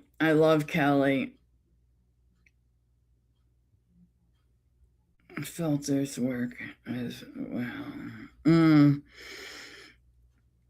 Yeah, did you hear that China was banning their filters? Yeah, and unfortunately, putting her in that hairdo was not the best idea. Yeah, because she looks so gaunt, and then with that hairdo that she's got like on in that one picture, she looks like she's about 90. Like, I'm not joking. Like, I'm not trying to be mean. I love her, you know? And I'm like, Jesus, Kelly, like, I can understand you know, I'm very close to my father, and I would be a hot mess if something happened to him. So I get that she says that she doesn't eat because of it, and she's going through a lot of depression because of it. I get it. Like, right. I didn't even recognize her either, especially in that photo. It's insane. Let me jump ahead and see if we can find one about the father. If not, okay, no. Is that gold on her waterline? I have the worst hooded eyes. No. They teased. There we go. Let's see. Privacy only when truth catches up. The rebrand isn't landing because people are paying attention now. You're telling me she was savvy enough to fucking get a bus ticket online, rip the fucking taxi cab driver apart. She was worldly enough to know how to use the fucking internet for everything but escaping, right? There was a phone behind her in almost every fucking video. The bathroom wide open. She's sitting buck ass fucking naked in the middle of the living room in broad daylight. A blind, deaf, and dumb person would tell you who the fuck controlled that house. And the people that have seen the evidence and that actually watched Becca Scoops and Audrey and Ashley Baby, and that have taken the time to go through the case fucking evidence and the actual case file. That bed of Gypsy's was absolutely saturated with fucking body fluids because of her and Nicholas getting it on, right? So someone that was so suffered by their mother and was so horrifically traumatized by the murder and all that, and it wakes her up during the night, wouldn't be able to drench a fucking sheet like that. Ill fucking ego and pretentiousness of a convicted fucking murderer to do yet another fucking venture of, another way to tell her story, even though she's only told her story 8,000 different fucking ways on 9,000 different various platforms and still can't seem to fucking get it right, would be because she's a pathological fucking liar. She has zero fucking connection to anything that she talks about. Her eyes are fucking dead. She is an absolute fucking psychopath, as if her manipulative fucking behavior, her absolute diabolical fucking level of premeditation and planning didn't show you that. The fact that she covered up her tracks, deleted searches, deleted fucking conversations, that she was absolutely fucking well aware of what she was doing. And, it absolutely... She's absolutely right, though, because she's always had especially, it sucks, because if you go back to when she first was going to court and all this, that mascara looks great on her. Anyway, she's talking all this nonsense of, they acted like she was incapable of functioning practically. Okay. But we have to punish her because she was involved in the taking of a life. Like, they acted like that. But let's really look at what she did. You know what I'm saying? Let's really look. If they had taken more time and not worried about getting her to talk about, to testify against Nicholas and all that, if they had taken their time, then she would still be in prison where she belongs. Because I believe she's a psychopath. I do. I'm not a professional, but that's what I believe. Wonder what her opinion is. Well, right? I'm not sure. I can't tell. Oh, okay. This is over. Let me see the rest. Fucking baffles me that she's out here trying to trademark her fucking name like she is actually fucking something. And as if that's going to stop us from getting the fucking truth out there, because that's all it is. She wants to stop the people from using her name and fucking her information and slap a fucking trademark on it, as if it's part of her brand as a fucking convicted murderer. She gets more nauseating by the fucking day. Absolute nauseating. That's why I fucking talk about it for true trauma abuse survivors and not just a cosplaying fucking freak. Anyway, loves, that's the tea on this latest chapter. Holy mother, wow. Okay. She said she did it. She wasn't talking shit. Okay. So let me just check one thing, and I think we might go into this, what was actually in the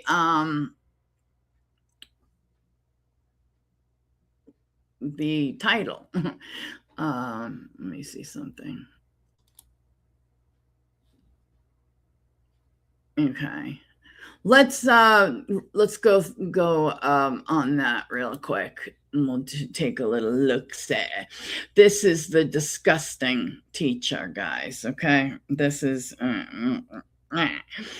I can't remember if this was in POV or which one, but okay. Let's roll. Let's roll. Let's roll.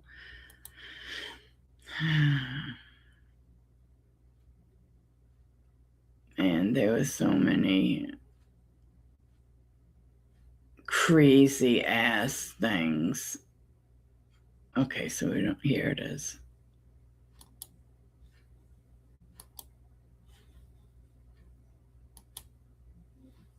Is based on official police records, and the footage has never been seen before until now. On July 19th, 2023, the Nacogdoches Police Department receives a call from district officers at McMichael Middle School. Oh, we've got a situation where a teacher has been, I guess, having an inappropriate relationship with a student outside of school. And it just came to our attention. Another kid here at the school showed the principal over here some Snapchats that were corresponding between the child and the teacher, but we believe everything's been happening during this summer break out in town. The messages. The one thing I don't like with Snapchat is that the messages, delete themselves. Now, if you're a parent and you want to go through some stuff because you have the damn right to, how are you supposed to do that? Am I wrong?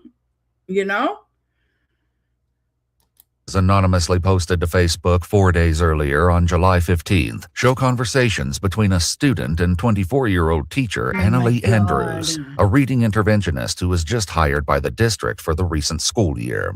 Investigators contact the student's mother, and she arrives at the police station unaware of the shocking discovery. Oh, God. Looked at these messages, and you wouldn't want to be obviously a little concerning, around me. A little inappropriate. So I want you to look at these.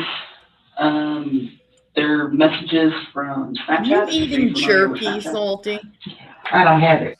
Well, these messages are from Snapchat, basically, which is an application that you can send messages and pictures and videos back and forth to someone, and these messages and videos, after a certain period of time, they disappear. However, it appears that someone was able to gain access to the child's Snapchat account, as at least 12 screenshots were captured and 2 chats were deleted. What grade is your son in? I'm sorry, I'm not familiar. He's going into the 9th grade this year. Okay, so he's going into the 9th grade. And how old is he? 15. 15. Did he just turn 15? Mm-hmm. Okay, when did 21st? Allegedly this is a grown woman. God, look how many tabs that guy he was out in the sense of right from wrong. We really want to stop this from happening further. We're taking the initiative to do this. We don't want, if something is happening, we want to stop it now. We don't want it to progress. I mean, that's a middle school. What kind of You're crying. Yeah. We agree. Yeah. We definitely agree. Oh my Though God, school it's is a out for the middle summer, investigators are able to intercept the Oh teacher, my Ms. Andrews, as she arrives on campus to turn in computer equipment. The evidence made public is already damning, but her own admissions will soon expose the full, horrifying truth. Hey, hi, Gabby. I'm with the police department. My name's Detective Ball. We'd like to visit with you for a few minutes. Have you got a few minutes for us? I think so. Do you want to talk here? I'm a little busy, but okay, sure. Let's go in here. Whoa, that blew my mind. Do you think that she knows what he's there for? Because I think she knows what he's there for. Oh, 100%. Because, if you haven't done anything wrong, the only other reason an officer would come to see you specifically would be if somebody you love has been hurt. Okay? So, but if you know you've done something so wrong and disgusting, you have to think in the back of your head that's why they're here. Oh, I'm fucked. I'm caught. There's no parkway to run across. It's over, you know? God. Long story short, I know you're in a hurry, and we don't want to hold you up. One, you don't have to talk to us. Look at her face. You know you're not under arrest or anything like that. Okay. But do you know what we're here about? Something's come up.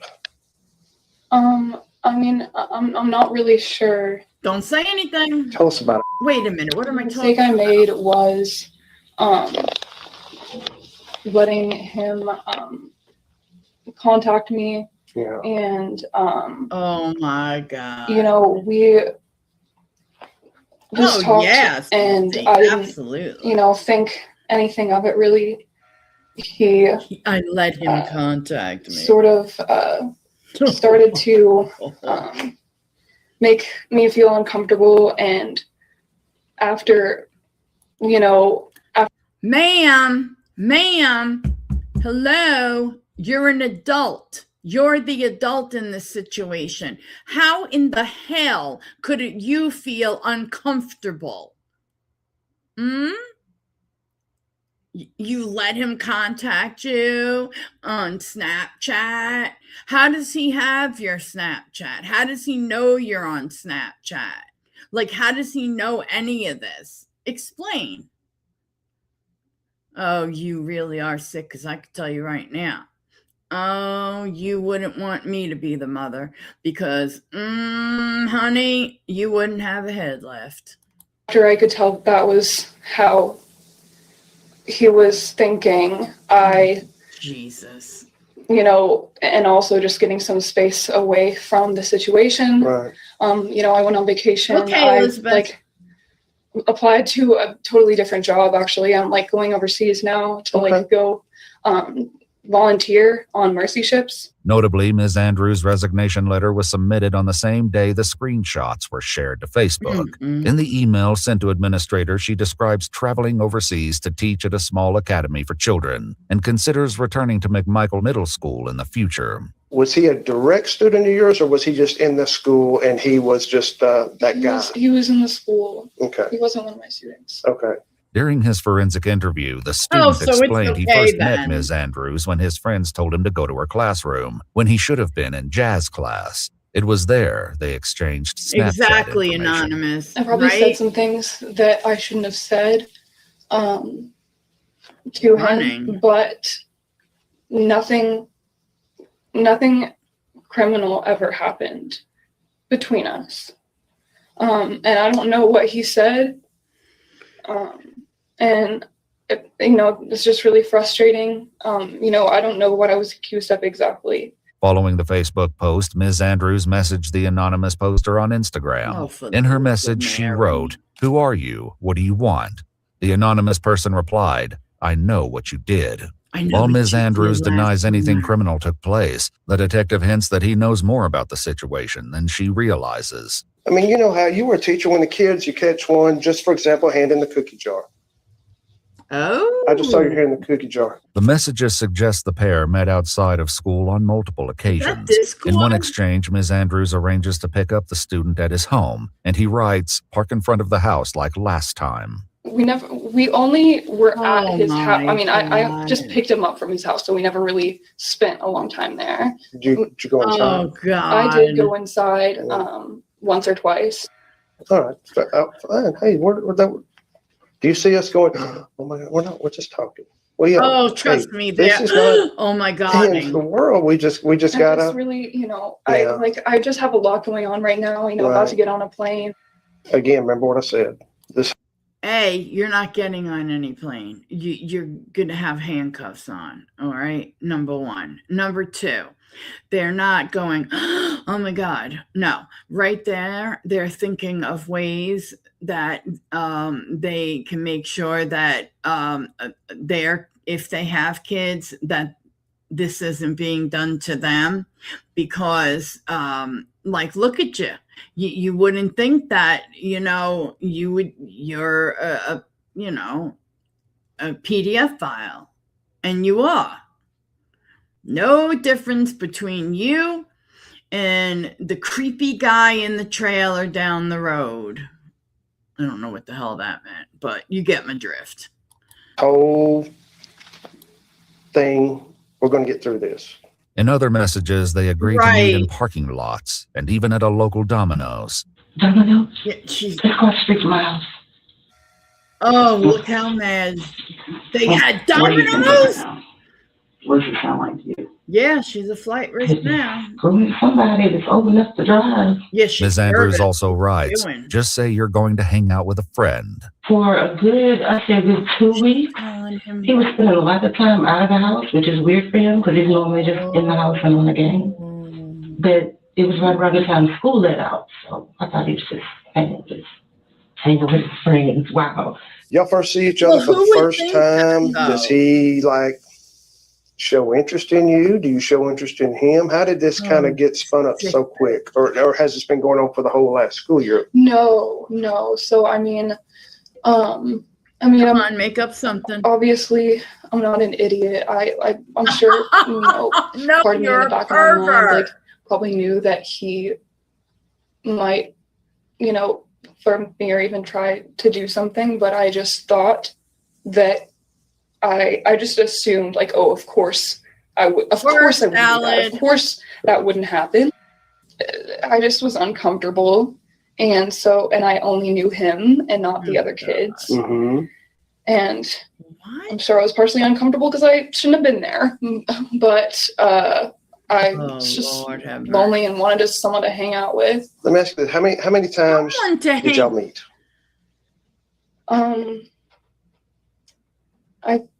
I think.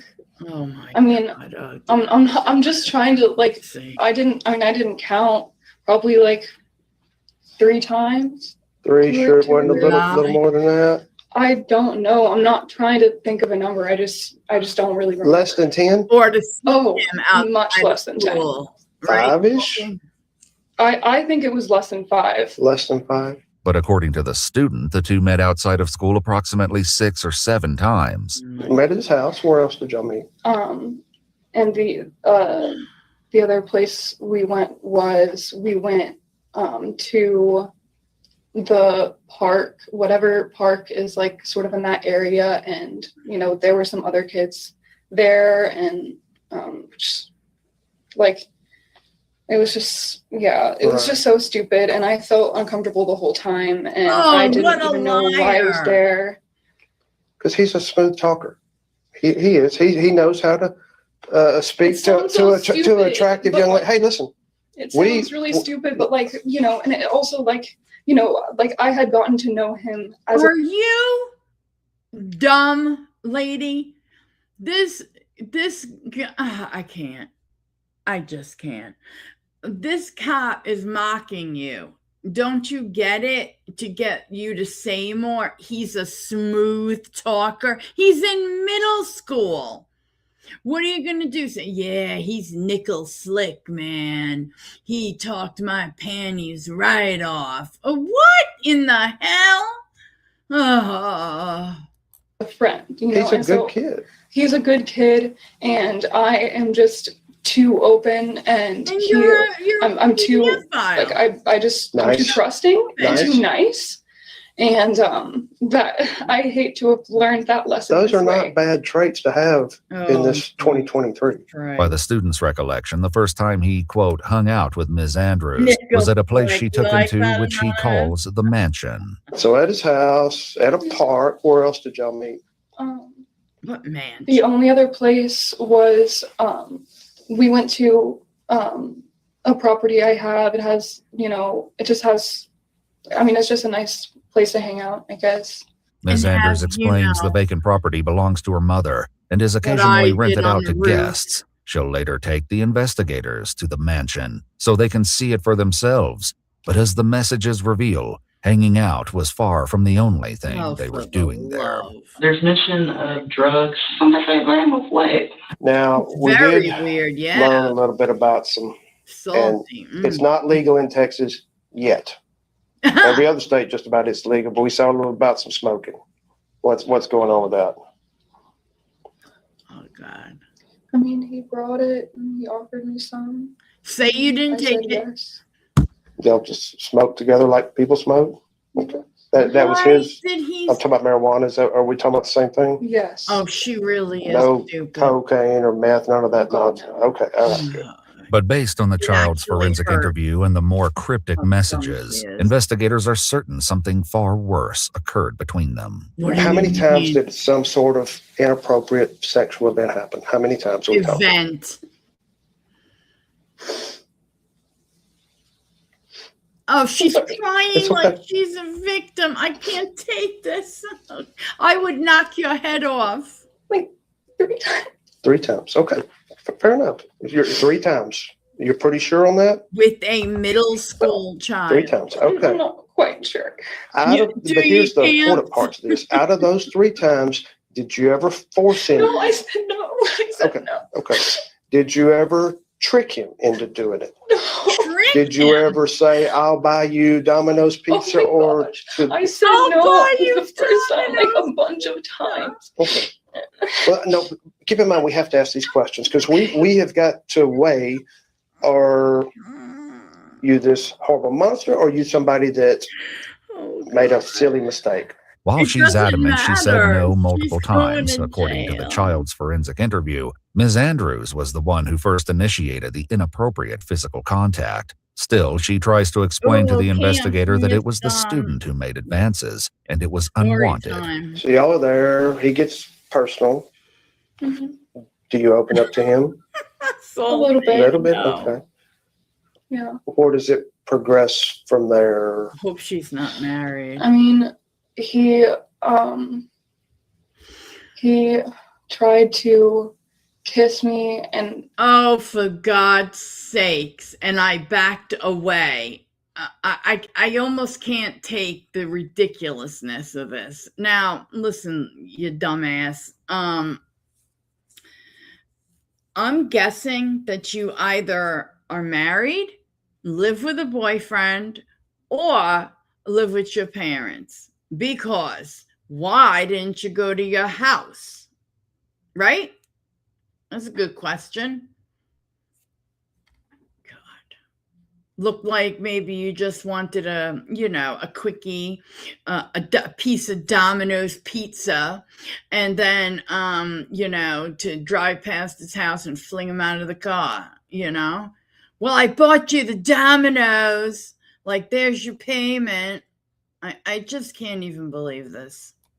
I backed away. Yeah, right. And he, I mean, obviously I didn't get up and walk away, which is what I should have done, but I was still just uncomfortable and kind of pushing him off and saying like that I didn't want to do it.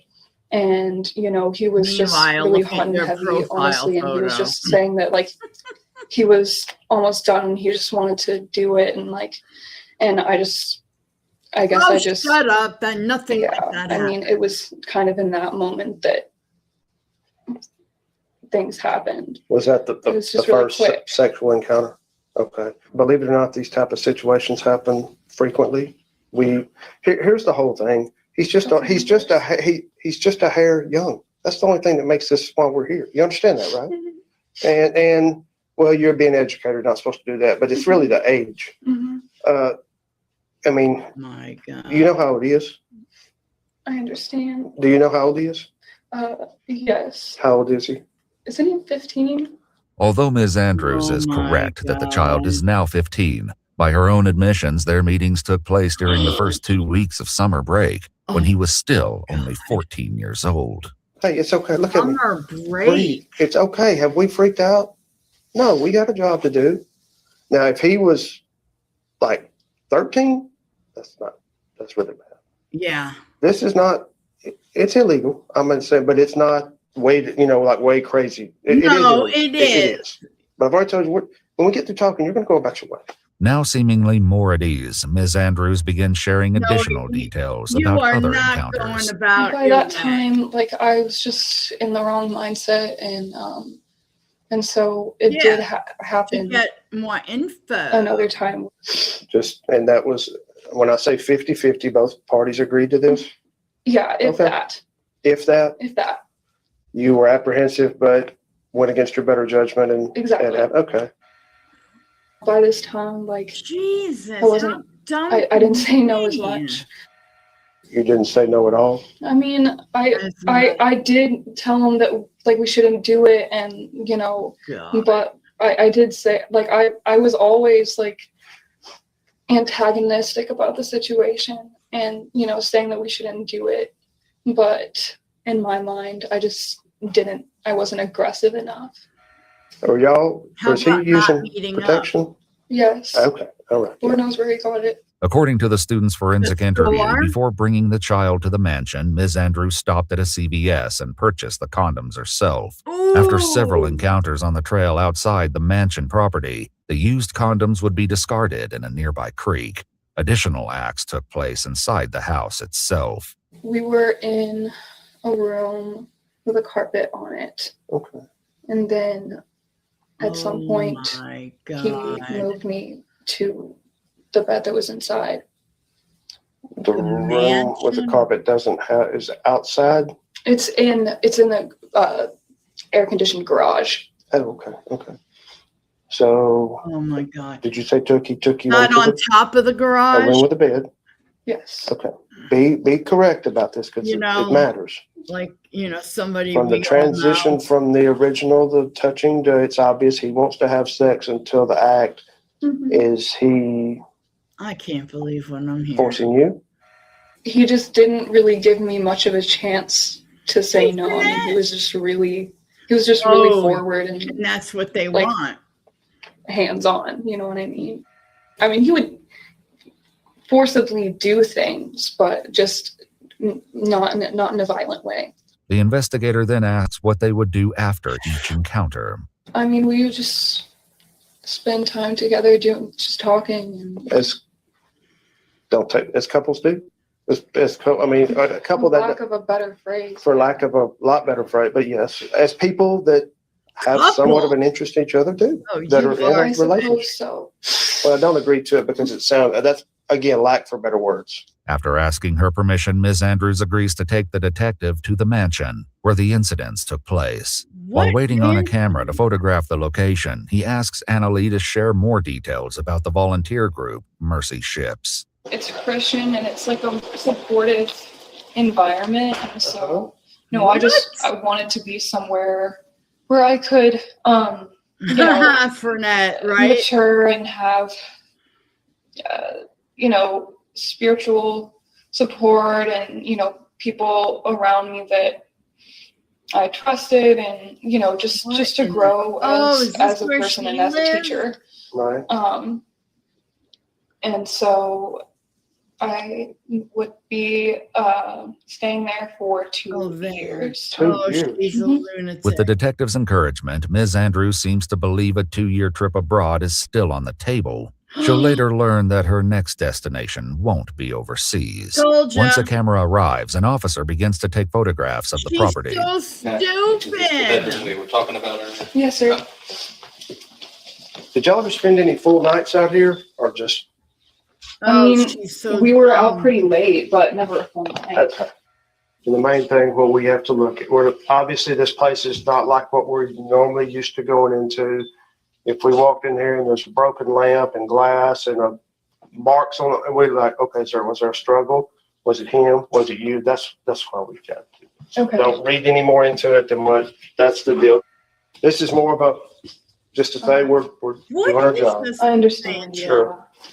The air-conditioned garage she earlier mentioned is also photographed. The room contains twin bunk beds, stuffed animals, and a ping pong table, seemingly designed to appeal to children. Once they're finished, investigators ask Ms. Andrews to voluntarily hand over her cell phone, and she agrees. Does anybody else know about what's going on? My mom knows. You told your mom? Yes, sir. What advice did mom give? The advice that she gave, I mean, Did the right thing? she just told me to do the right thing. The following morning, Ms. Andrews sent another email to administrators, resigning from her teaching position effective immediately. The student's mother also returned to provide consent for investigators to perform a forensic examination of her son's phone. It was then they discovered further messages that revealed the identity of the person who screenshotted the messages and uploaded them to Facebook. The student's girlfriend, after logging into his Snapchat account, discovered the messages between him and Ms. Andrews. She was able to piece together the identity of Anna Lee after seeing a separate group chat in which the student admitted to his friends, "I just a teacher." She then posted the messages online and confronted Ms. Andrews herself, also accusing her of victimizing other students. When Ms. Andrews returned to the station to retrieve her cell phone, Oh my God, she was questioned I got about these confused. I accusations. thought that F and Fernet was, I was like, Is Fernet in anything the else group like this ever happened before with anybody else that's not quite I'm old so enough? dumb. No, sir. I mean, if it has, let's get It it over. hasn't. It has. Okay. All right. Will you give me a word on that? I promise you. Okay. All right. Okay. Well, thank you. No evidence was uncovered that any additional children were victimized. Hours later, police arrived to arrest Ms. Andrews at her home. Hi, Miss Andrews. Is Anna Lee here? Are you Anna Lee? You mind stepping outside for me real If quick? I was I don't have to be her, long. All right, I that's would fine. have taken All right, off so already. I'm going to need to put your hands I behind your back wouldn't for me, be okay? that So you're going to go stupid. to county jail. So you have to get a bond, okay? All right, for me, please, okay? There are several felony warrants, okay? Several.